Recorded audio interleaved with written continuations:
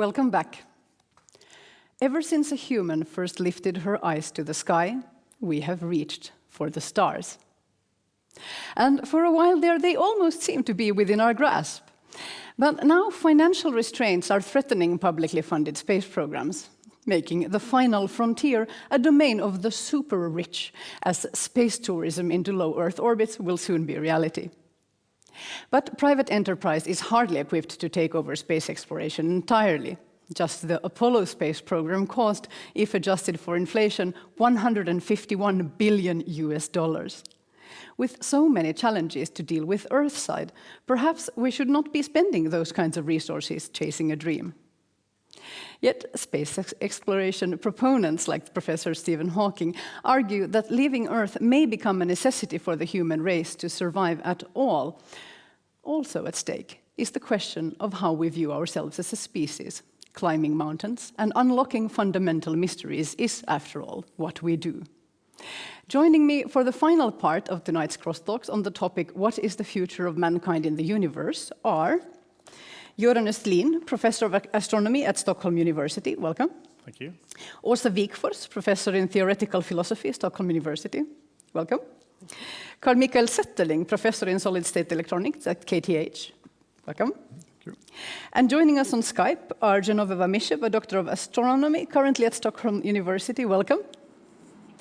Jennifer Gustetic, who is the Prizes and Challenges Program Executive in the Office of the Chief Technologist at NASA. Welcome. Thank you. Thank you. And William Pomerantz, VP of Special Projects for Virgin Galactic. Welcome.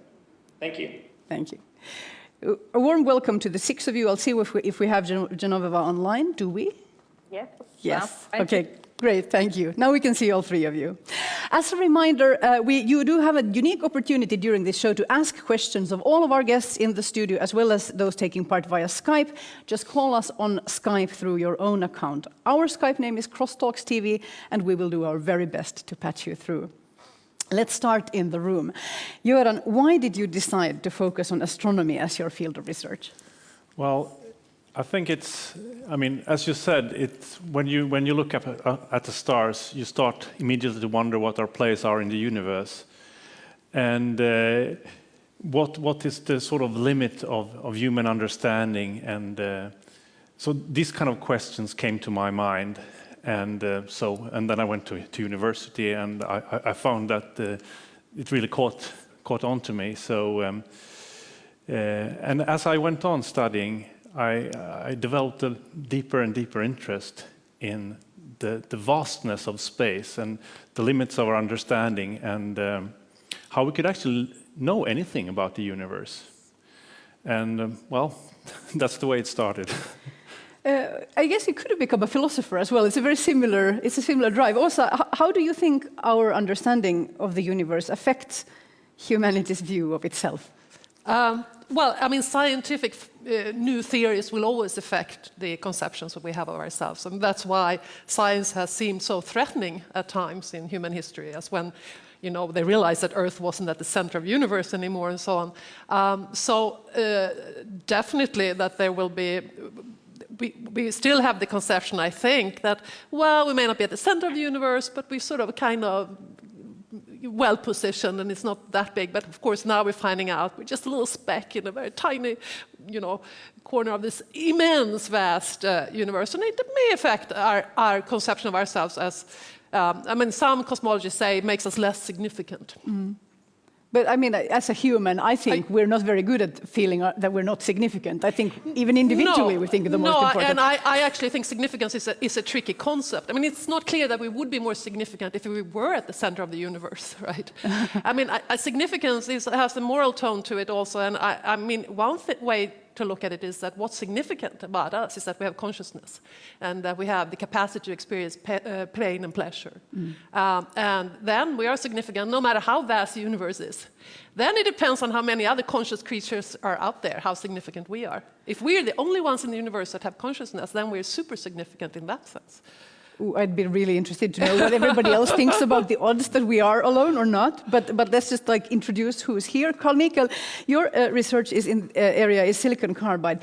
Can you explain how that research can help us in exploring other planets? Well, I've been working on this semiconductor material for about 20 years now, and recently I realized that now that we can make electronics that work at 500 degrees centigrade, it opens the possibilities to explore some new worlds, like Venus, for instance, which is extremely hot. And that could tell us, for instance, is there or has there been life on Venus? I mean, this is a philosophical question too, I think. Immediately Really again, as my layman's reaction to this is, but if it's 500 degrees centigrade, certainly there can't have been. But well, I'm very curious to hear the answers to that as well. When you go to work in the morning, Carl-Mikael, do you think about your contribution to space exploration, or is it more sort of just about the excitement of figuring out the daily problem? No, I don't think about Venus daily, but I do think about doing research that could be of importance and have some applications in different areas. So my knowledge about space research could jokingly be said to come from reading science fiction books. Does it target your research? Like, do you find goals from science fiction for where you want your research to go? Sometimes, but most of it is really finding the limits of what we can do with the materials we're doing and proving that it can be done. I'm an experimentalist, so I really want to show things, not just simulate it in the computer.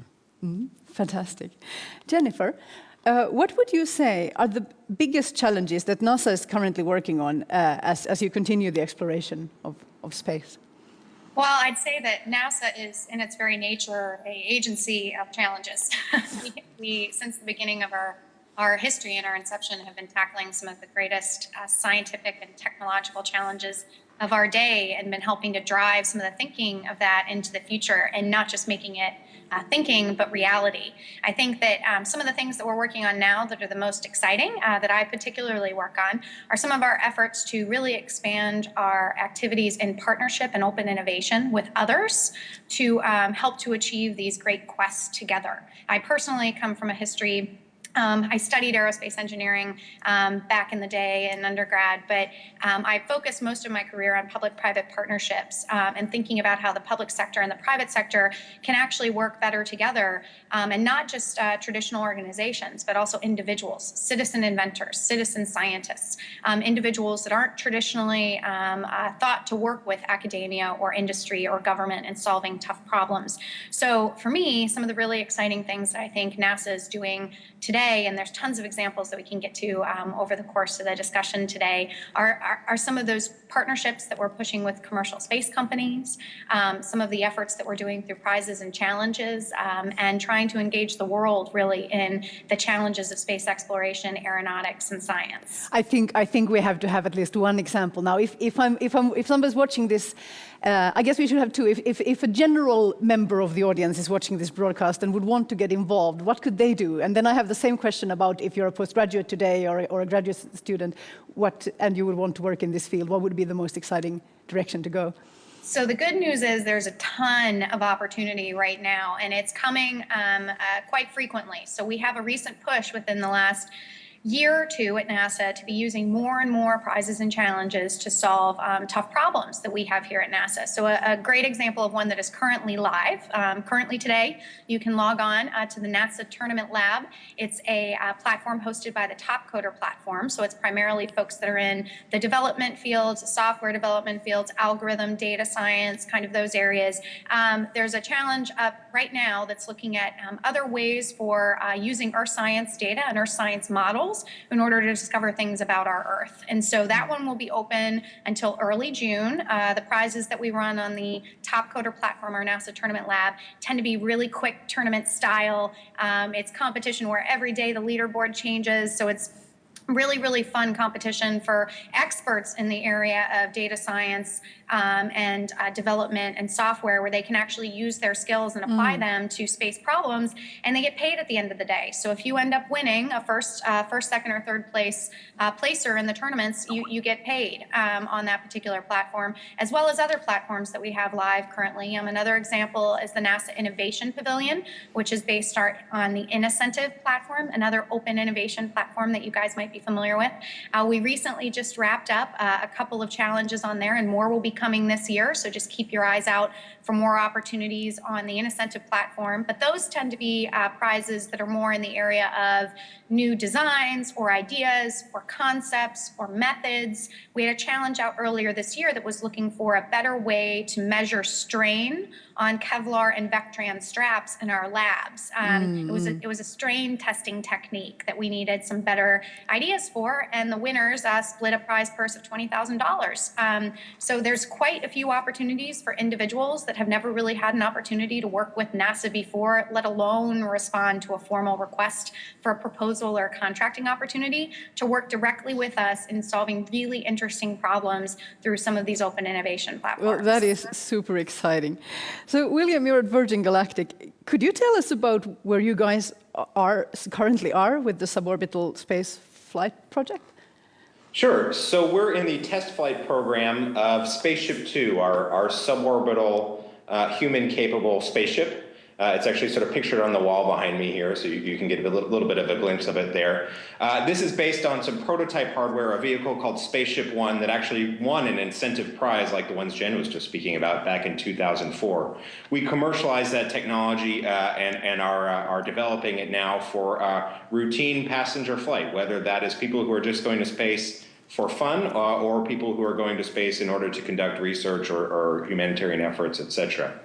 We just had a major milestone a month and a day ago when for the first time we had a full integrated test of the system. So taking the rocket motor, which we've tested many times on the ground, and combining it with the spaceship and the mothership, which we've tested many times in the air, and having our first supersonic flight, which is really an exciting day for us and a major milestone. We've got a fair amount of testing yet to do. As you can imagine, with a vehicle like this, we really want to be very confident that the experience we're offering to our customers is both a safe one and an enjoyable one. But we're looking forward to beginning our routine flights to space sometime around the end of this calendar year, and having commercial customers in the back of the vehicle by sometime early next year. That is very soon, but that is fantastic. I do have to ask, did I hear you say that one of the uses could be humanitarian efforts? Yeah, absolutely. You know, we have people who want to go to space for all kinds of reasons. One thing that I found when you work in an industry like space exploration is that people who you meet, you know, just on the street, people you speak to, ask this question of why go to space, which is a reasonable question, but I don't think it has a single answer. It's sort of like asking the question, why go to Sweden? Everyone you ask probably has a different answer. Some people are going for the university, some people are going for industry, some people are going for friends, some people are going for tourism. And I think space is much the same. And in fact, space, you know, being essentially infinite, is the same idea applied to an even larger scope. I notice you're dodging the question, though. No, absolutely. Sorry, I don't mean to. People absolutely can go for humanitarian needs. Everything from, an example just from this week was we had several seats on our vehicle that were auctioned off with the benefits going to a charity that was in cooperation with the actor Leonardo DiCaprio, who's going to fly, and people paid quite a fair sum of money in order to fly to space sitting next to him. But also people who are looking at the research that you can conduct with these vehicles. You know, the magic of these vehicles is that they are going to fly routinely, and they're going to fly, by space terms at least, incredibly affordably. So all of the wonderful people from academia, from government labs who have been doing great work in their facilities already, work that applies to everything from climate change to material science to you know, a million different fields. Now we'll just have a new opportunity to do those experiments again more frequently. That's something that excites me. I actually come from a science background originally, and the reason I'm not a professional scientist anymore is I got frustrated by how in the space industry, you know, you're lucky if you get to do an experiment every 10 years. And that is something that I think is very stifling to students, to young professionals, to people of all ages and backgrounds. When you have the opportunity for maybe a first-year master's student in a graduate school in Sweden to design an experiment and have it fly in space by the end of that first year of school, I think that you'll have people who dream up much more imaginative experiments because they're able to take those risks. For sure. Our last guest, Genoveva, you're a doctor of astronomy, as we said, but you have also applied to a position as an ESA astronaut and made it through a couple of the first steps. Can you tell us about this experience? Okay, so it actually goes down the line Secret Agent movie. I'm sorry, we're having a bad line. Can you just speak a little slower? Thank you. Let's see if it helps. I won't speak slower yet. So I actually have to stay on this agreement. I know it's real. I'm really sorry, Genoveva. We're going to have to make some sound testing and see if we can bring you back in a little bit later in the conversation. Darn, I'm so sorry. We'll get back to you. Göran, your research is about galaxies, both in time and distance. This involves operating on pretty inhuman scales, right? Indeed. So what are some of the interfaces that enable us to observe space in that way? Because if you go up on William's spaceship, that's not going to help very much, is it? Well, it is important. I mean, you can observe the universe from ground, but lots of the things we actually know about the universe, we've learned through actually going out into space. And then I'm not only talking about space exploration as such, as going to the moon or sending a probe to a different planet, but actually they're very important tools for astronomers are orbiting observatories like the Hubble Space Telescope and other major observatories that have been pivotal in actually shaping our current view of the universe and have led to many of the greatest discoveries. So without access to space, astronomy would not be where it is today, and we would not know nearly as much about the universe. Do you guys need to send humans out? Would it make a difference? Not really. I mean, in a sense, I mean, for instance, the Hubble Space Telescope, which is arguably the most successful observatory in history of astronomy, has been serviced many times by astronauts. These are not astronomers as such, but these are skilled astronauts that can change the instruments and repair broken parts and so on. Of course, you can imagine having an astronomer on site in a spaceship or in a satellite, but the way I view it now, it's not there is no immediate need for an astronomer to be there, but there is certainly a case for having people in space helping out with astronomical observations. Well, then the next question is to all of you. During one of the previous Crosstalks broadcasts, we talked about the destiny of man and robot. As robots are becoming increasingly more developed and even potentially self-aware, does it make sense to send humans into space at all? Who would like to start? No? I can start. Yeah, okay, I think it absolutely does continue to make sense. The things that we do will change and evolve as robotics advance, and certainly robots have some unique attributes that humans do not have, and we are going to continue to take advantage of those, sending those to places where humans are not able or willing to go, or where it's simply too expensive to send them. But we learn so much by sending humans to space, both about the space environment and about ourselves. I think there's a great amount of medical research and physiological research that we can do by studying the way that humans behave in a zero-gravity environment or in these other kinds of environments that are just extremely difficult, if not impossible, to study here on Earth. And on top of that, I think there's a variety of social, artistic, other kind of goals that can uniquely be accomplished by humans and not by robots. Mm-hmm. Awesome. Yes, I mean, I guess it depends on the task. Surely there are scenarios where it would be a much better idea to send a robot. I'm sure that's true. But of course, if we're interested in, like you were suggesting also, larger cultural issues, then the robots we have today are not that interesting culturally. So then you want to send out a human being who will reflect on what this means for us and values and whatever. So of course, but why take huge risk with human beings in situations where you can use robots? That doesn't seem to make a lot of sense. Oh, but the humans want to take the risks. Well, they might, and they do, I imagine. But even then, you can wonder whether it's right to send them out. Well, that's interesting. It could be ethically questionable to want to become an astronaut. All of us who want to, by the way, it's are now ethically questionable to kill yourself. So it's a question of it's a question of, you know, I mean, if it's a very, very dangerous situation, is it justified by you just wanting to get a kick out of this? But of course, if there's some larger, very important goal having to do with the development of medical science and so on, it might be justified. But you would have to look at the details of the situation. That is a firebrand. We're going to return to that. Carl-Mikael, what do you think? Well, I think there are more and more areas where we can send better robots or mechanical devices that can do the research in place of humans, and this is what we should do. And this way we can save our resources and our astronauts for the places where it's really needs the adaptability of a human to take in really new environments. I mean, a lot of the work of NASA in planning the landers on Mars or on Venus is on things that. What if you land on a stone? What do you do? Well, a human would step aside, but to program a robot to take that into account takes lots and lots of work. So some things are really simple for a human, and some things are a lot better suited for a robot that can go around and probe rocks forever and ever without taking a pause. An astronaut would be bored in seconds, right? But there's still, we're skirting around it a little bit, but there is something, I guess we could call it the because it's there argument, that people will want to travel into space just to see if they can. I don't know, what's the NASA view on this, Jennifer? So I'd say there's many reasons that we explore. One of the very basic reasons that we explore is because of who we are as humans, as Will was talking about earlier. We don't just travel for the fun of it. You can look at our ancestors that traveled across the Atlantic to the New World for resources and for a better life.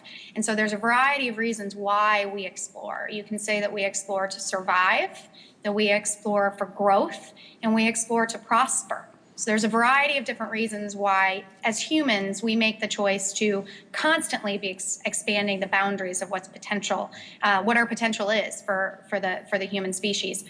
And NASA has invested in both. We have significant investments in robotic exploration.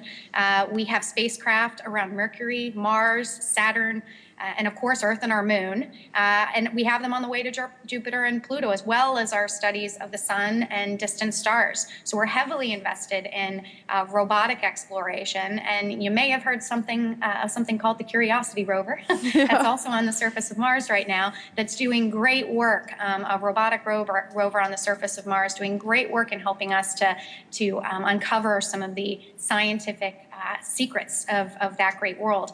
But yet we have had a continuous presence on the human presence on the International Space Station for the last 12 years, and currently have 6 people that are up there right now.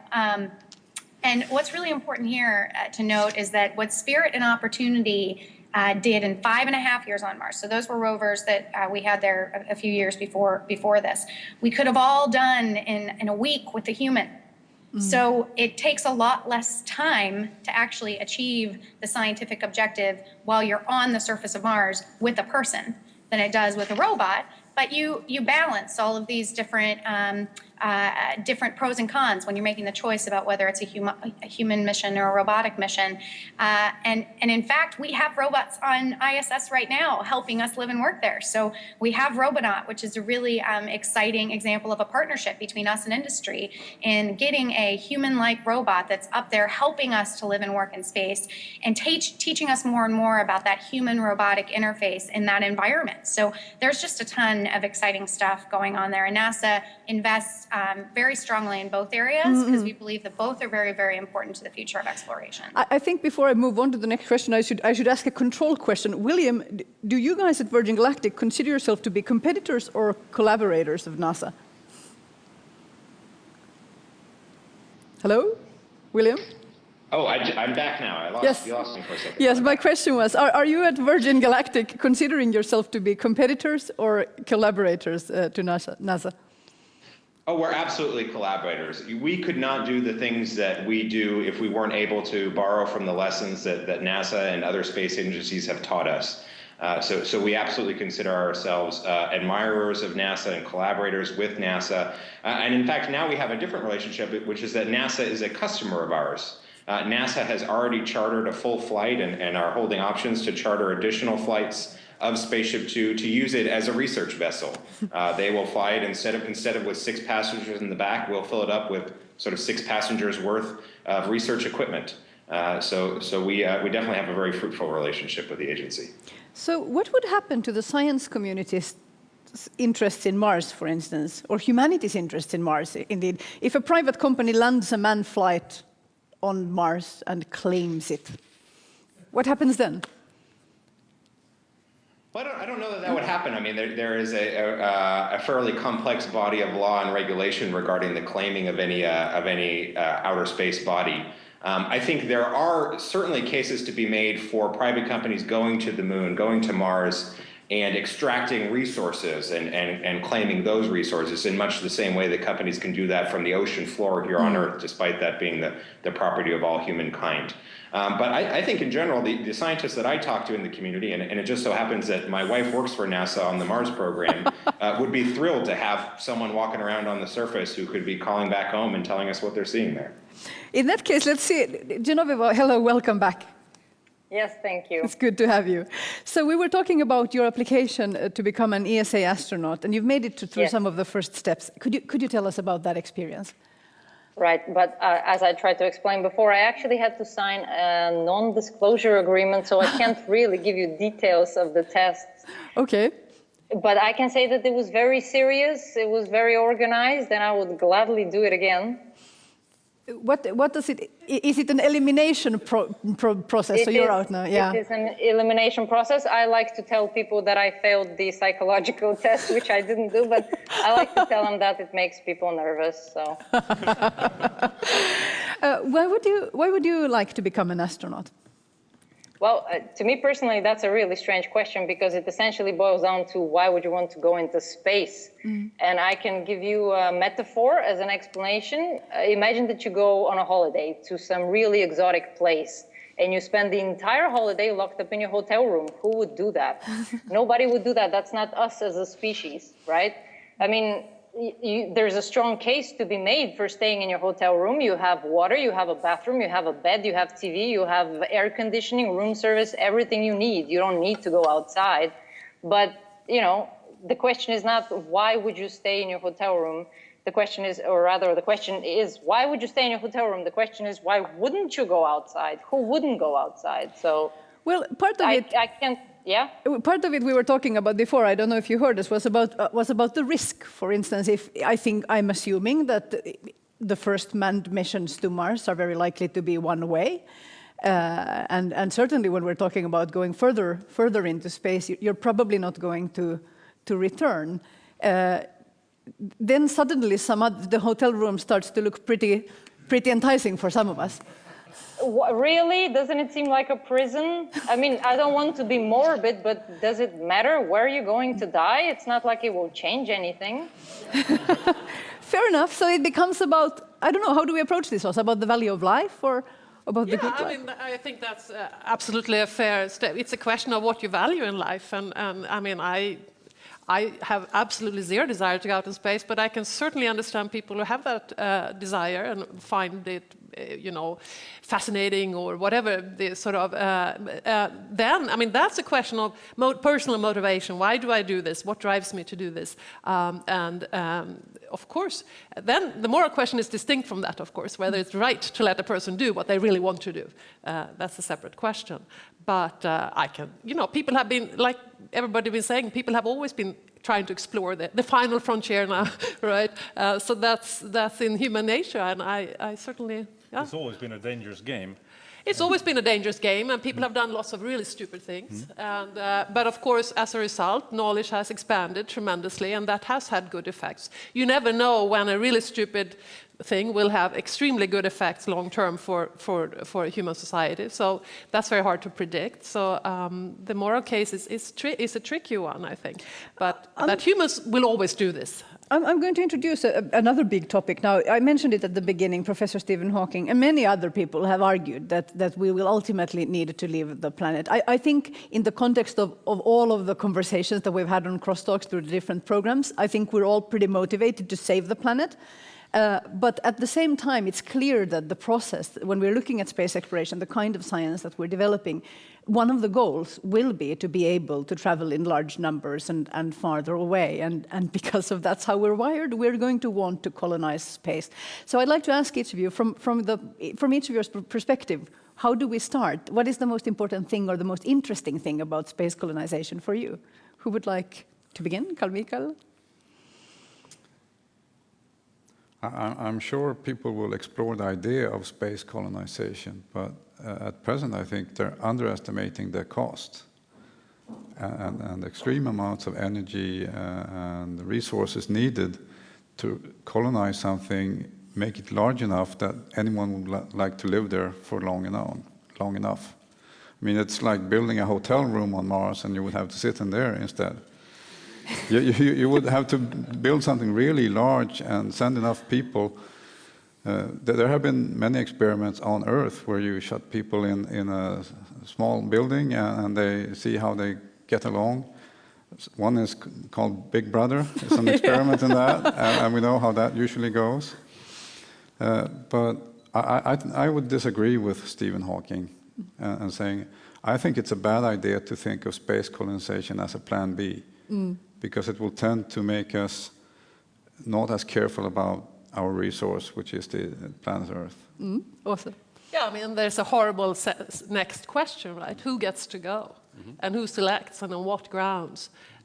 We are, 6 billion people, maybe a fraction will be able to go. And that's just, I mean, to think of that as a solution to the problems of mankind is extraordinarily strange, I think, and just for the purpose of what? Just for the purpose of making some part of our genes continue to live somewhere else. Of course, what develops them will be a new race, most likely, because it will be a very, very small group of people.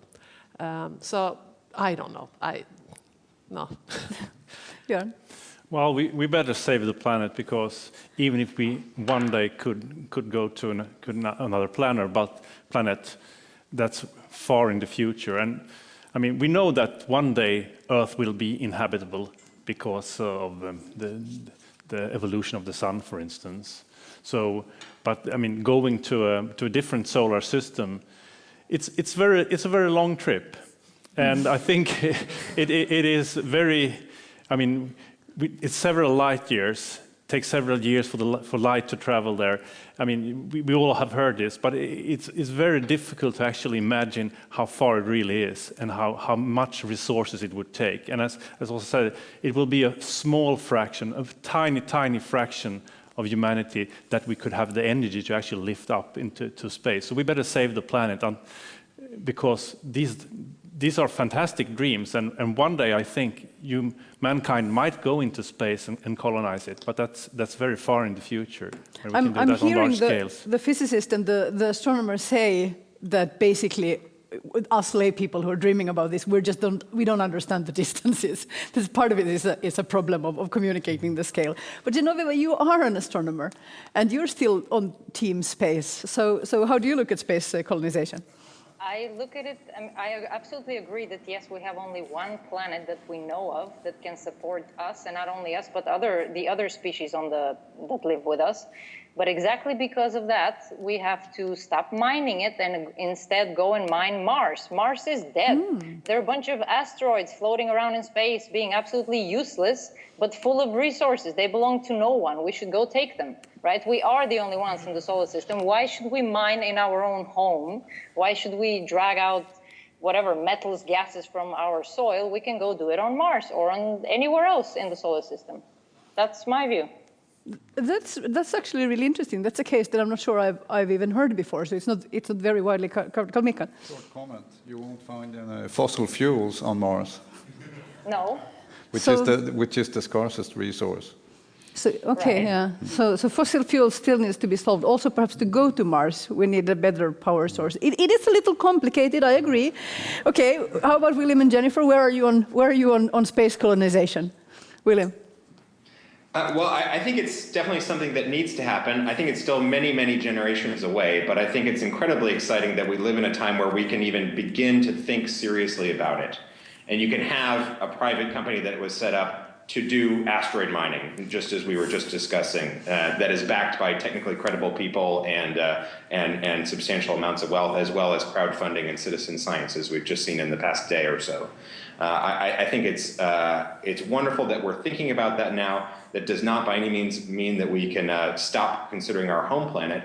But actually, as we've learned, going to space teaches us so much more about our home planet. I think you can very plausibly trace the environmental movement to the space exploration movement, to seeing those photographs of the whole Earth that the Apollo astronauts took, and of course to the huge volumes of data that are sent back by the European Space Agency and by NASA and by others, teaching us about our home planet. How about you, Jennifer?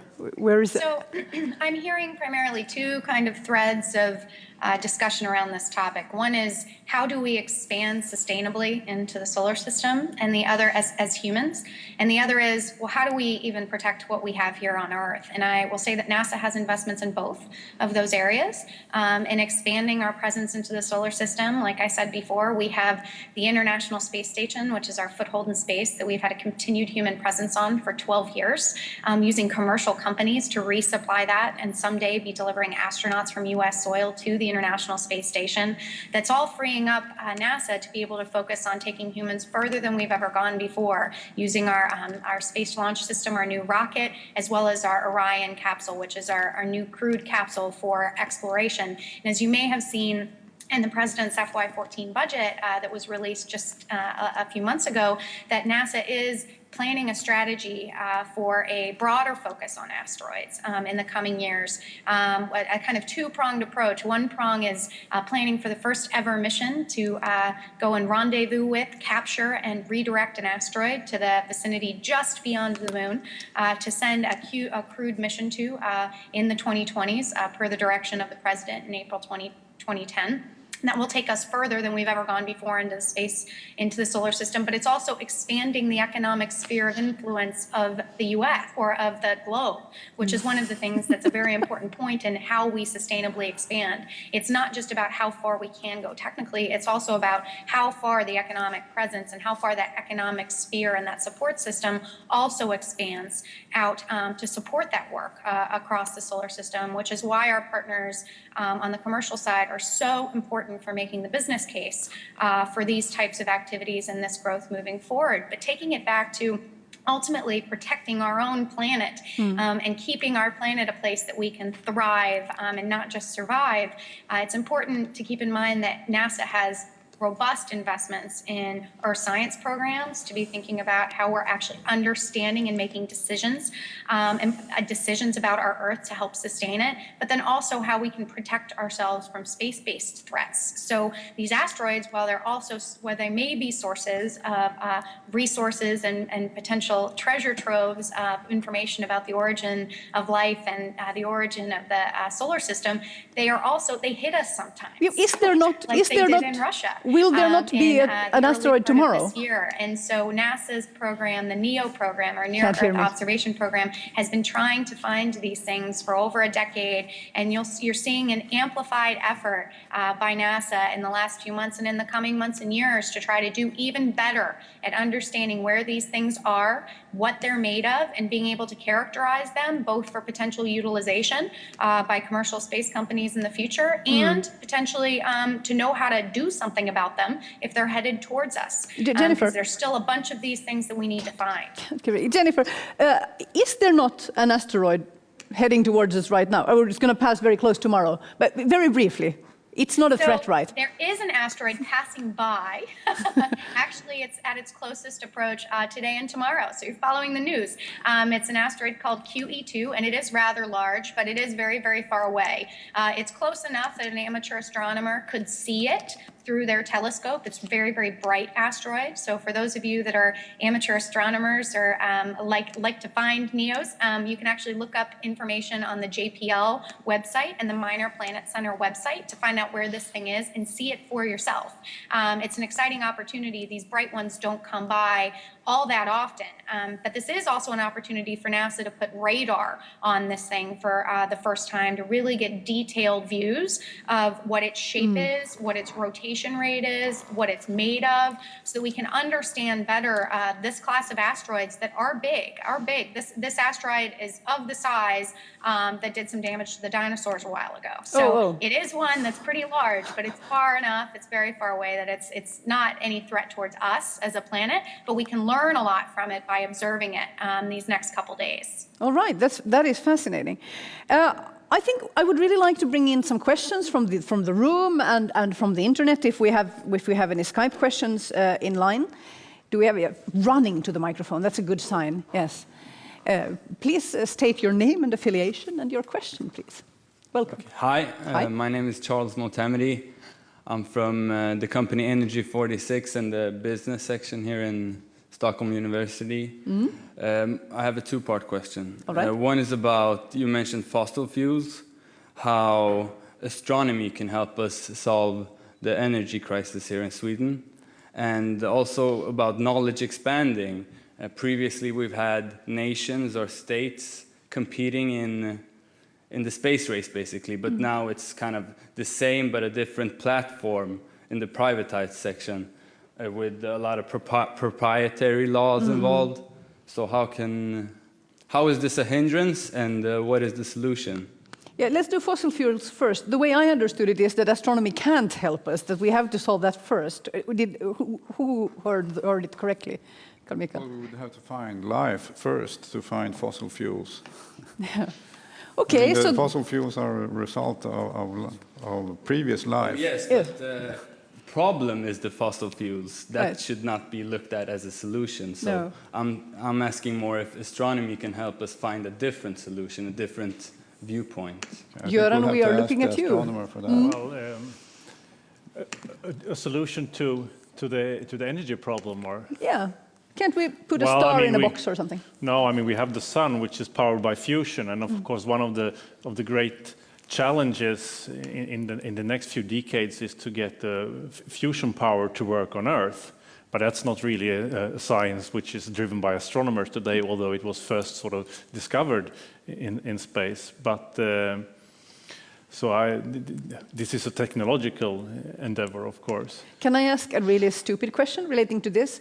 So solar power, again, because of the distance, is not very useful in space, or super useful in space? It's well, I mean, the efficiency goes down, of course, the further you get from the sun. So, but I mean, many of the satellites and so on are of course powered by solar energy. So it is a very important energy resource in space. Then let's take the second part of the question. So this that has to do with the space race moving into a sort of global venture. I'm open to reflections on this from all of you. Well, one comment I would like to make on that is that the more ambitious the space exploration plans get, and also scientific plans get, the more expensive they tend to get. So this also brings in the need for collaboration. So, for instance, within Europe, there is the ESA, the European Space Agency, who is I mean, a collaboration between European states. So that limits the competition within Europe, of course. And now the most ambitious science projects cannot even be done by ESA or NASA alone, but scientific collaboration and technological collaboration is a need to be able to do the most ambitious missions. So I think that is one way of looking upon it. But what would be the business model if we're thinking about involving private capital in this massive? I mean, is it a kind of sponsorship model we're looking at, or could we imagine a future where you have huge, let's say, space mining companies, and that those would be driving research in all space-related fields? Do you guys think we're moving in that direction because the states just don't have the money? Where are you on this? Anyone?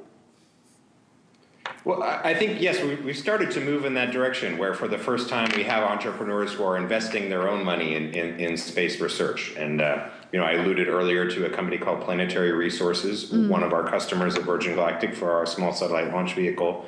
And they just announced a crowdfunding campaign yesterday. They've already raised $400,000 US in the last 24 hours from people who want to support a new space-based telescope. It's a funding source that NASA is not really able to look for, and ESA and other space agencies as well. When you add that on top of the venture capital that's already started to flow into the community, and then some of the big industrial institutions that are starting to invest their own money rather than just passing that bill on to a taxpayer, I think it gives us hope for a future where there are. It's not just a monopsony anymore. There are multiple customers and multiple funding sources.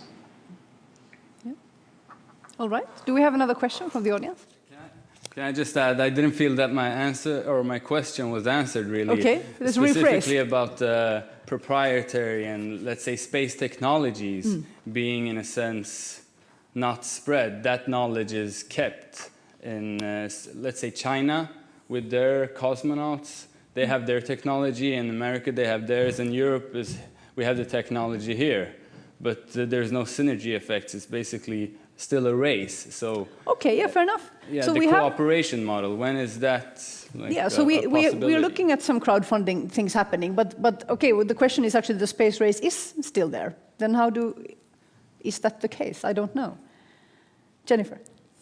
I would say that we at NASA have extensive international partnerships. So where there are efforts that each space agency takes to try to support their domestic technology base and industry base, and to try to stimulate small businesses and try to stimulate industry within their own countries, there's significant collaboration that we have with partners at ESA and JAXA and a variety of other space agencies across the world. So I would say that we very much prioritize collaboration, and not just with our international partners, but with our commercial partners. You've seen innovative new instruments that have evolved that aren't your traditional contract for how we work with some of the private sector entities that we have started the commercial crew resupply program with, as well as the commercial crew program. These funded space act agreements that are a lot more flexible than traditional contracts and are a different way of kind of doing business between government and the private sector. So not only do we have extensive partnerships that require collaboration, so I wouldn't say it's as siloed as the question may make it seem. We're also really experimenting with new methods and new ways to think about partnering even more effectively, because space is expensive, and space is also the destiny of humanity, one could argue, and humanity is all of the world. So it's really all of our job to pitch in together, not just NASA's job, not just ESA's job, to pitch in together and do this. But the jurisdiction is a complicated question right now, and yes. it's not very simple to say that you can't claim Mars. It would be considered very bad form to land on Mars and claim it for your company, but it's not necessarily illegal as the laws stand now. I wonder about, we have a tendency, for instance, that there's a great interest in patenting genetic information. Let's assume that a mission to an asteroid finds traces of a life form previously unknown and patents that. I mean, this does raise completely new kinds of questions, and you guys do have to think about this at work. Yeah, I mean, even if it's illegal to set up your own situation on Mars, I mean, what will the sanctions be? I mean, it's also, you can have laws. It's like international law, you know. There are lots of things you can't do that people do all the time, and it's hard to see what the sanctions will be in space. So, I wouldn't trust law to sort of make this work out in a beautiful way. Carl-Mikael, what do you think? Well, I think collaboration is necessary for some of these experiments and launches, but I think collaboration is also important. If it wasn't for collaboration, who would get first there or there to land on Moon? Nothing of this would happen, I think. The race is needed. It's part of humanity too, wanting to be first. Otherwise, you wouldn't spend so many dollars. Collaboration and competition. Then, Genoveva, you were nodding before. What were you thinking? I was nodding a lot when. I don't know. Do you have an opinion on the? Well, actually, I absolutely agree. Yes, collaboration is very important, but competition is what got the Americans to the moon. It wasn't collaboration; it was competition that got them there in just under a decade. So something needs to essentially make us move, motivate us, and it appears to be competition more than collaboration, unfortunately. All right, we have another question right here. Yeah. Thank you. Thank you for that talk. My name is Mario Romero. I'm from KTH. And this is a question about the hole that was left by the retirement of the shuttle. And I'm looking for the most concrete answers that you can give within that which you can talk about. What is the future of the astronaut program? So kids today that want to become astronauts, there's sort of this, well, first of all, it's very challenging to get there. But then what is there once you get there? What is the future 10, 20 years down? And as concrete as possible, please. Thank you. Yes, as concrete as you can for your NDAs. Where are we on astronaut programs? Let's start with NASA. Jennifer. So actually, just within the last year, we selected our next astronaut class. So we are continuing to recruit astronauts in the U.S., and those astronauts are being trained for a different set of missions. So we have our astronaut corps that is very well versed in how to operate the ISS and do the science and do the research that we do on the ISS and what those missions look like, what those 6-month long or even longer. We're going to have our first extended stay coming up pretty soon as well. But this new class of astronauts is getting trained for a whole host of different things. So these folks could be the people that are actually rendezvousing with an asteroid in the 2020s and coming out of a Orion-like module and interacting with this asteroid. It's a different set of requirements and a different set of tasks that those astronauts will be faced with, a different set of skills, a different environment that they're faced with than when you're on the inside of the ISS and occasionally doing a spacewalk and spending most of your time doing research. And so we are training a new set of astronauts for the missions that we envision for the future, and we'll continue to be recruiting astronauts. The astronaut program is alive and well. That sounds awesome. William, where are you guys in the private sector on this? I think it's an incredibly exciting time. You know, from the beginning of history until today, only about 530 people have ever been to space. It's a really small number, and they're all sort of demographically extremely similar. They're about 80% male. They come predominantly from just 2 or 3 countries. They are all in peak physical condition, which means that most of the 7 billion of us on this planet have grown up knowing that we did not have a chance to go to space. I knew from a very young age that no matter how hard I tried, nor no matter how lucky I was, I could never become a NASA astronaut because my vision disqualified me, even though I can wear glasses or other corrective measures that seem to make that a rather nonsensical reason to exclude me and so many others.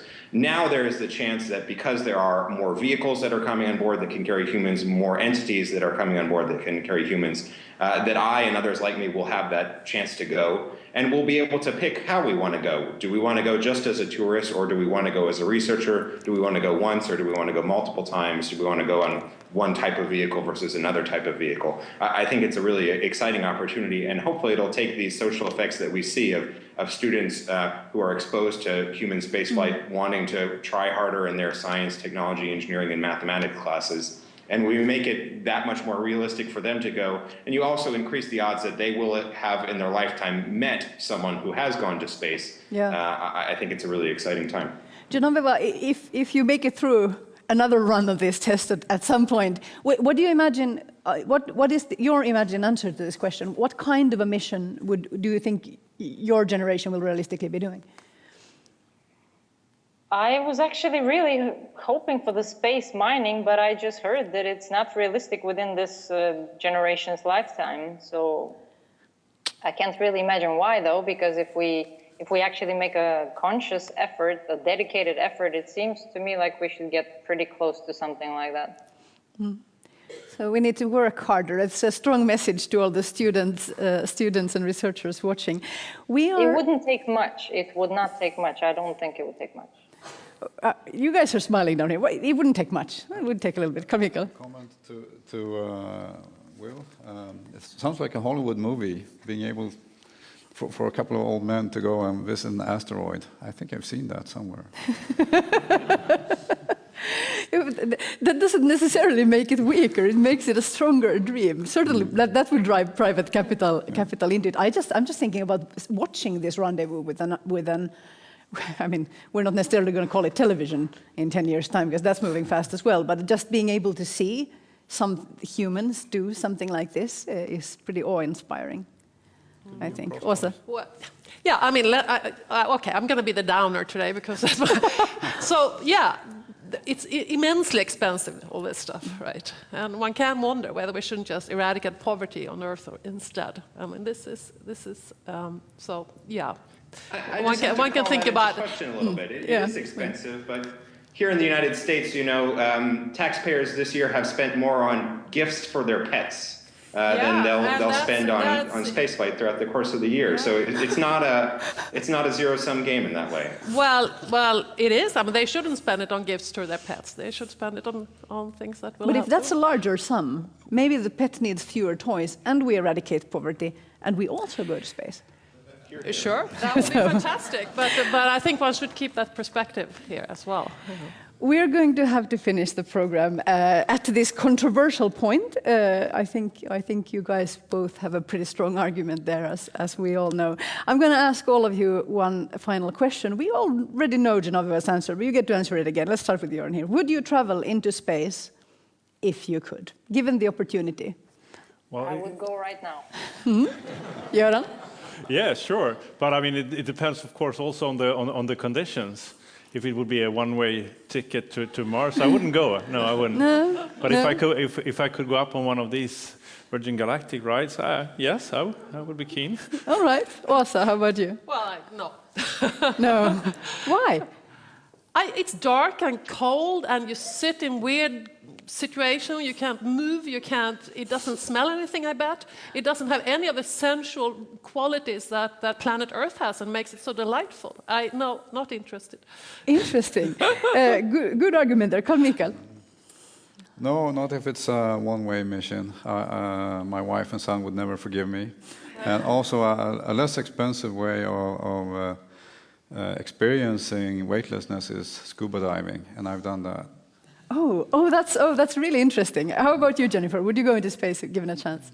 I think the easy answer is yes, but the real answer is also it depends. I don't think I'm the one-way mission type either, but certainly I want to have that experience in my lifetime. I'm realizing, William, we haven't asked you, have you been to space? I have not yet been to space. I have certainly experienced weightlessness on a thing called parabolic flight, which is how NASA and other agencies train their astronauts. It's a wonderful experience. It's actually substantially different from scuba diving, which I also quite enjoy. But I'm working actively to get myself and my loved ones into space as quickly and as many times as possible. That's very lovely. Thank you all ever so much. Göran Östlin, Åsa Wikforss, and Carl-Mikael Zetterling here in the room, and on Skype, Jennifer Gustetic, Genoveva Micheva, and William Pomerantz. Thank you. That is all we had time for this evening. Thank you so much for your participation and for watching the program. Crosstalks will be back in September with 3 brand new topics, and until then, be safe and be brave.